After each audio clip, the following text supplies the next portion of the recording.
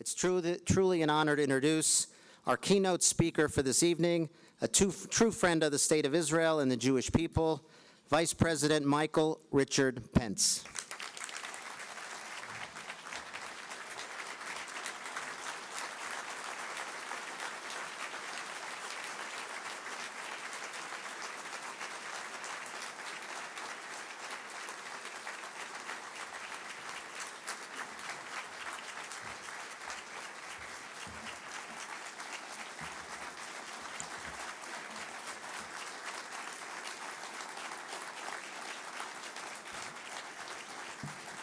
Thank you so much. Thank you so much for that warm welcome. And to Congressman David Weldon, to Attorney General Ken Paxton, and to Ambassador Erdan, to foreign dignitaries who are with us, honored guests, my fellow Americans, I just want to begin by saying thank you to the Israel Allies Foundation for bringing us together from near and far to say with one voice, America stands with Israel.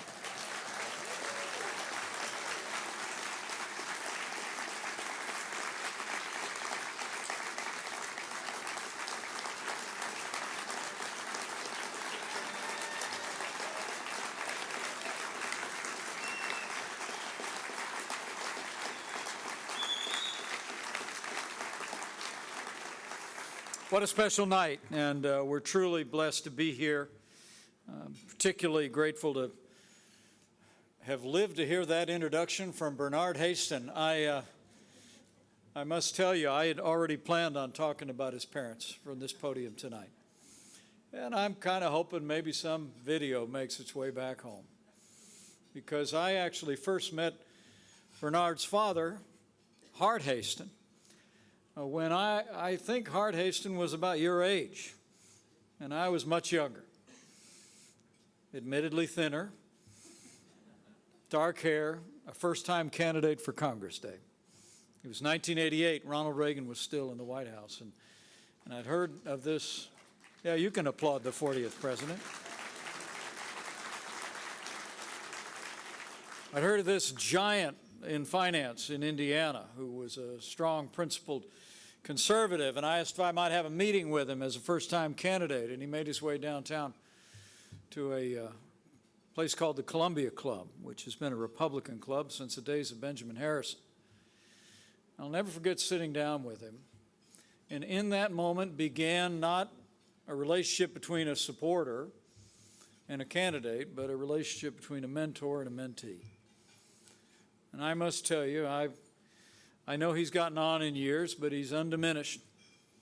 But I want to say from the bottom of my heart, whatever I have done on behalf of Israel, as a congressman, as a governor, as a vice president of the United States, and whatever else I may live to do, will be owing to the counsel and the guidance and the example of Hart Haston and his extraordinary wife, Simone. So I thank you, Bernard. I thank you, Bernard, and I may be making plans to head for that fireplace.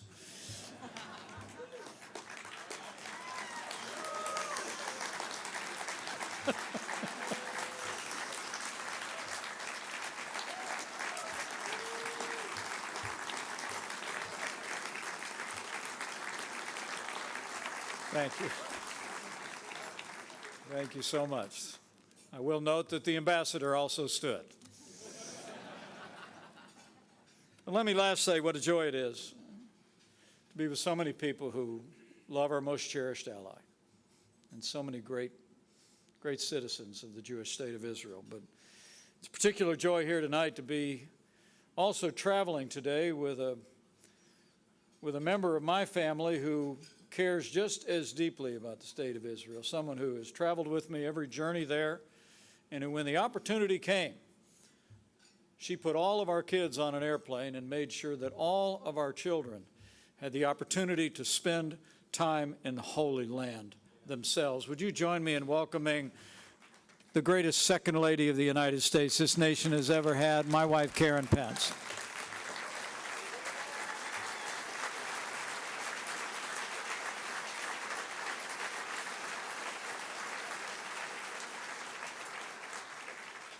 So thank you all for being Israel's allies. We stand with Israel today at a critical moment in the life of our relationship.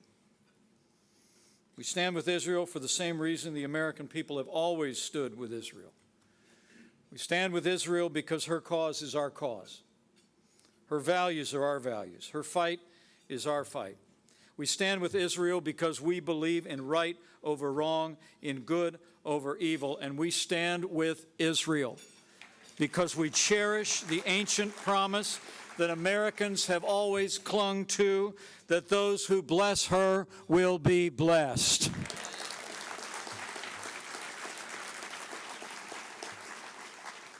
And I am proud. I'm proud to have served as your vice president.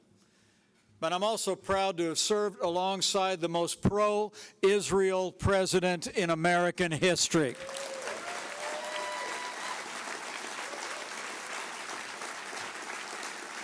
It's true.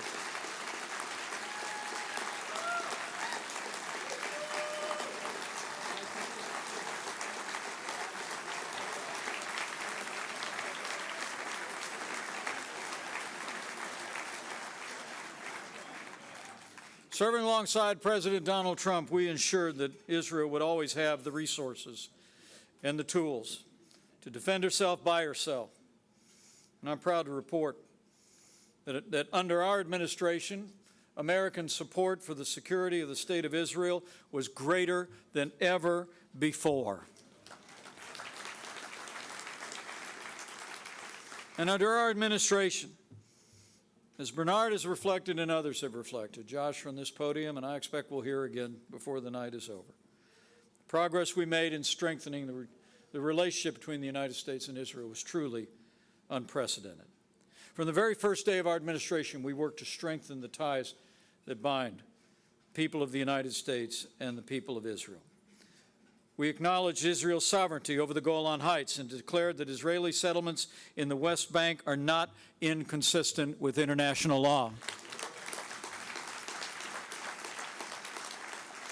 We removed the United States from the United Nations Human Rights Council for its blatant anti-Israel bias, and we shut down the PLO office in Washington, D.C.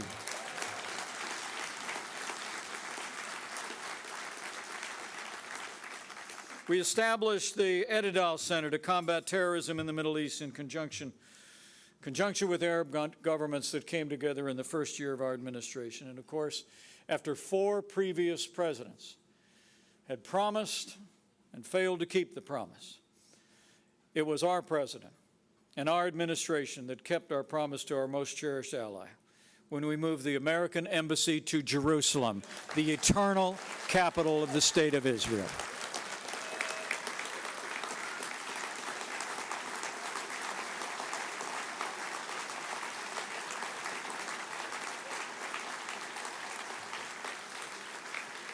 And I must tell you, to say that the entire world opposed President Trump's decision would be an understatement.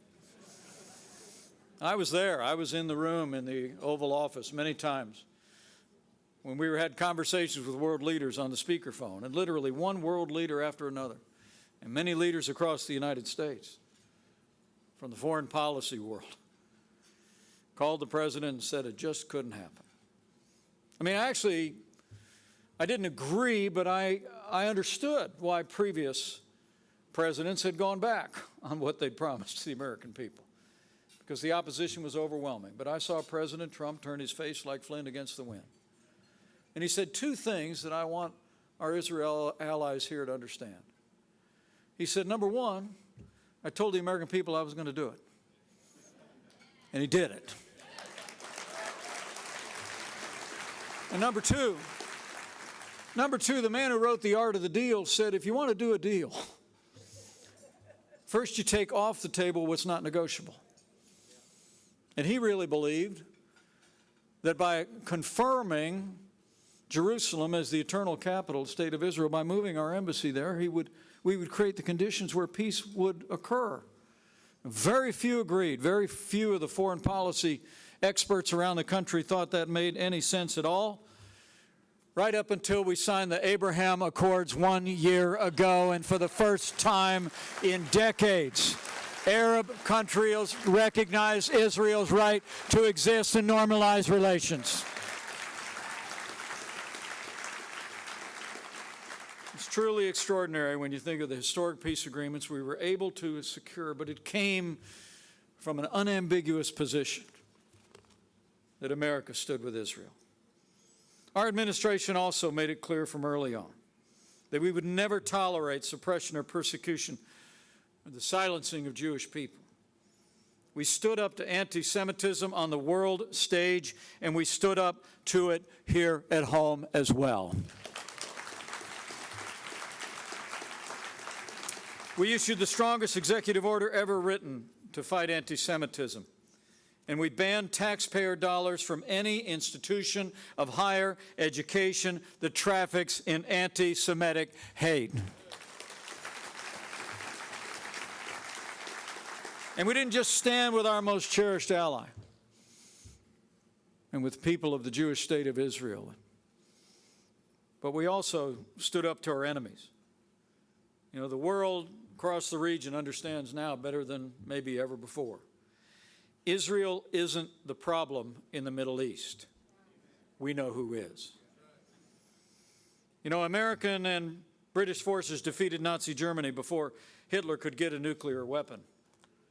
But under the prior administration, misguided leaders of our nation and Great Britain actually signed a deal that would virtually ensure that Iran would obtain a nuclear weapon. Under our administration, we withdrew from the Iran nuclear deal. We isolated Iran as never before.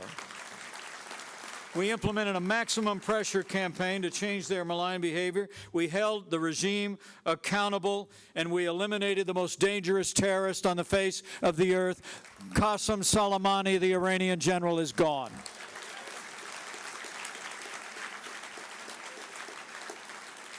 And under our administration, that campaign of maximum pressure was working. The Iranian people were protesting against the regime. The Iranian economy was reeling under unprecedented U.S. sanctions. They had to make a decision whether they were going to choose continuing to sow violence or whether they were going to choose a more prosperous and peaceful future. Let me be clear. From every day of our administration, we opposed Iran's malign influence. We brought pressure on their economy, and America must always speak with one voice that we will never allow Iran to obtain a nuclear weapon.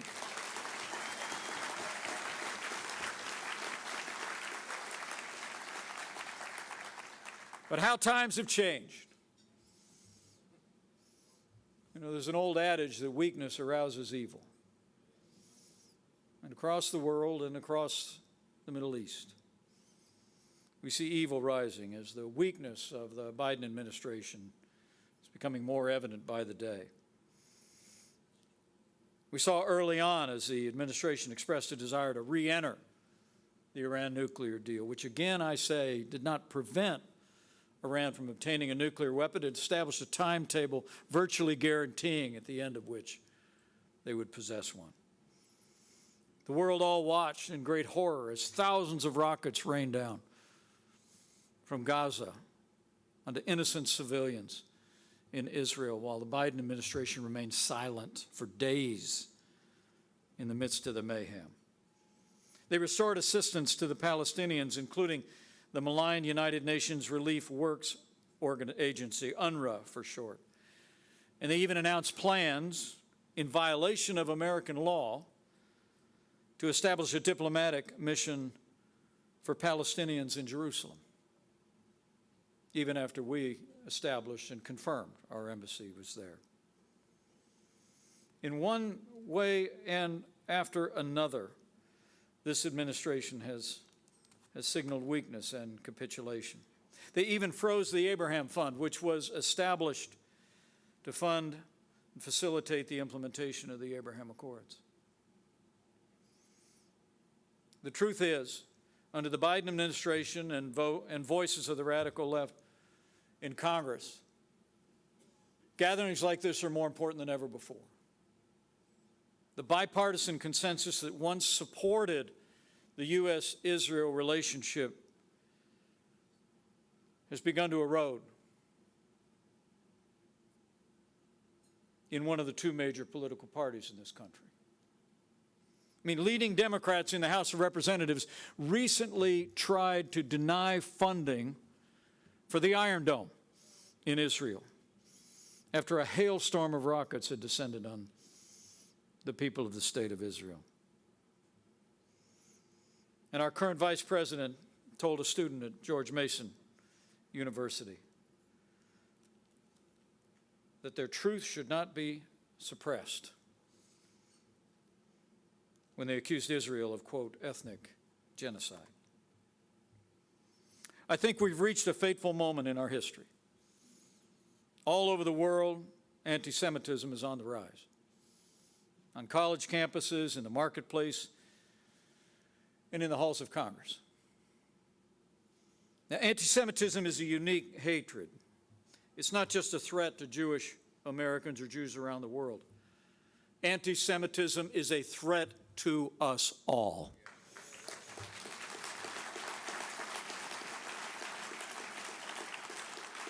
But that vile ideology, that is anti-Semitism, has changed in recent days. No longer does it give vent to hatred of the Jewish religion often, or hatred of the Jewish people on every occasion. Now it often propagates simply as hatred for the Jewish state of Israel. So let me be clear on this one point. It must be the position of the United States of America that anti-Zionism is anti-Semitism.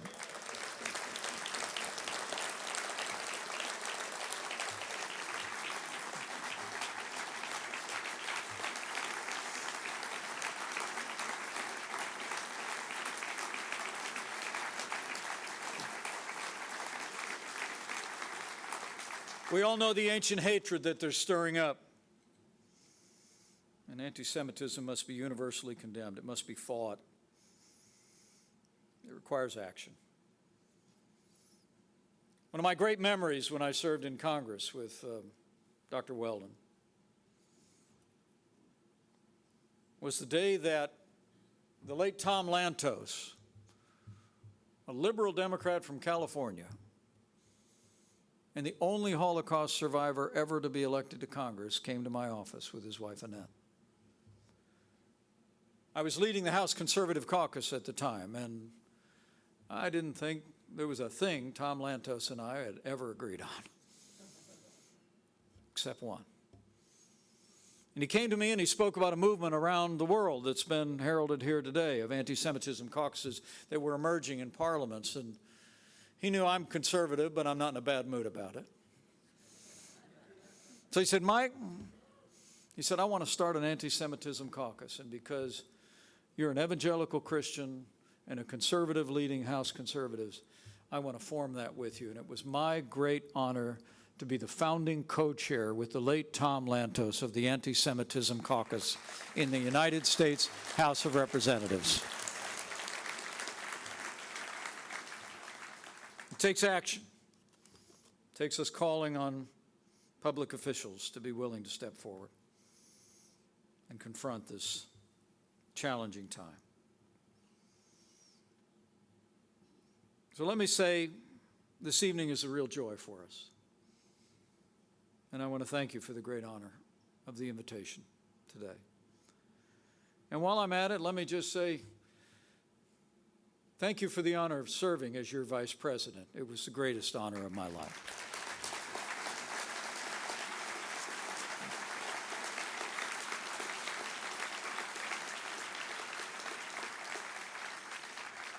And whatever missteps the current administration makes,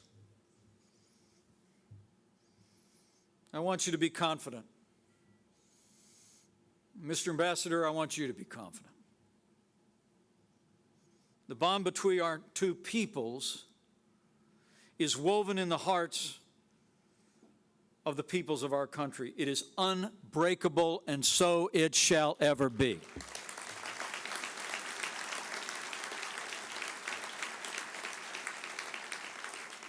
Ambassador and I had a chance to visit backstage, and he reminded me that when I had the great privilege of speaking before the Knesset, he was on the front row.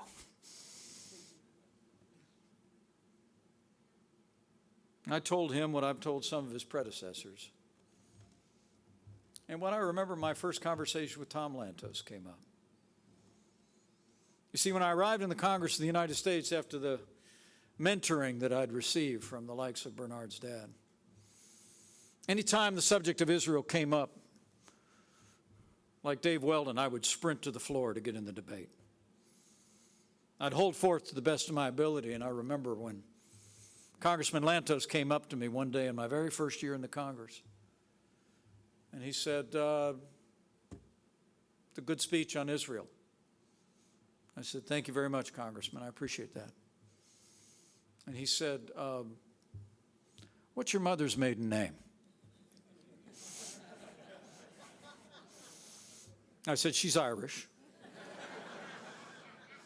And he said, "Big Jewish community out there in rural Indiana we don't know about?" I said, "No, not really."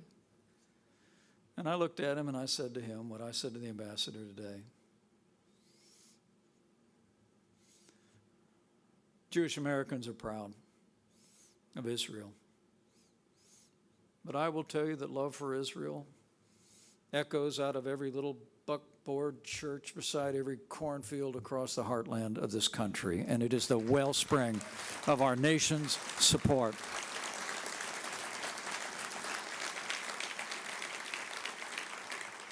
In January of 2020, Karen and I had the privilege to travel to Israel. It's our last trip. We attended the 75th anniversary of the liberation of Auschwitz. 50 nations were present. In February 2019, we had traveled with Jared Kushner and a delegation to Auschwitz itself. I'd never been. On my first trip to Europe with our daughter Audrey, we were in Munich for the security conference. I made the point to travel to that suburb to the north, known as Dachau, but I'd never been to Auschwitz. And to see that place, to think about what happened there, was unspeakable and heartbreaking. But 75 years from that day of liberation in Auschwitz, we gathered as leaders around the world, not just to remember a tragedy, but also to remember a triumph of freedom. A promise fulfilled, a people restored to their rightful place among the nations of the earth. We remember the long night of the past, the survivors and the faces of those who were lost, the heroes who stood against those evil times. But on that day, we came together as leaders around the world to say what we will say here again and forever. Never again.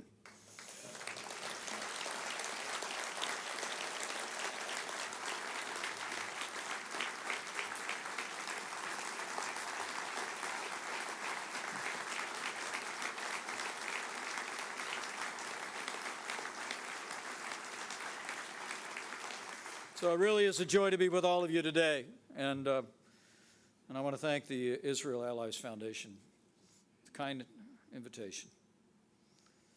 The United States of America, the people of the United States of America, stand with Israel and her people as cherished allies and friends. I believe that Providence has entrusted America to be the guardian of liberty. And that's a trust we will never forsake. And ladies and gentlemen, I believe, more so seeing all of you gathered here from far-flung places all around the country and around the world, that Israel and the United States will continue to stand together. Because America and Israel are more than friends. We're more than partners and even allies. The United States and Israel are family. We're mishpucha.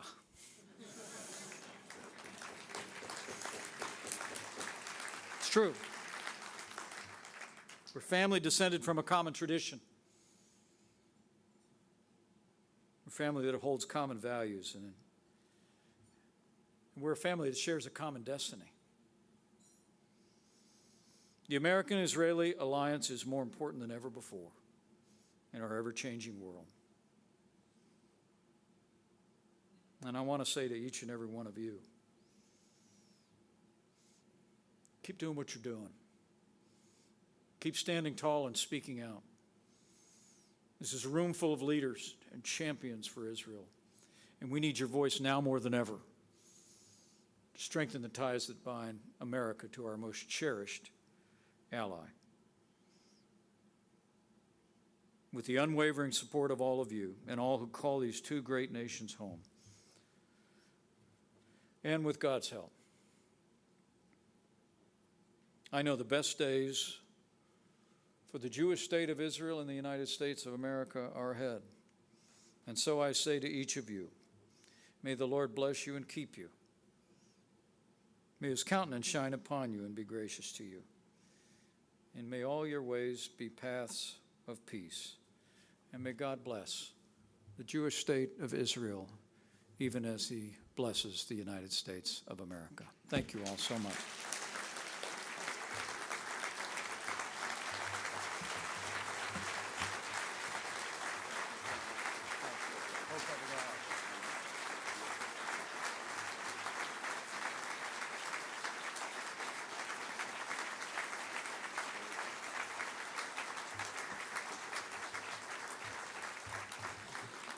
Wow, what beautiful words, Mr. Vice President. Thank you.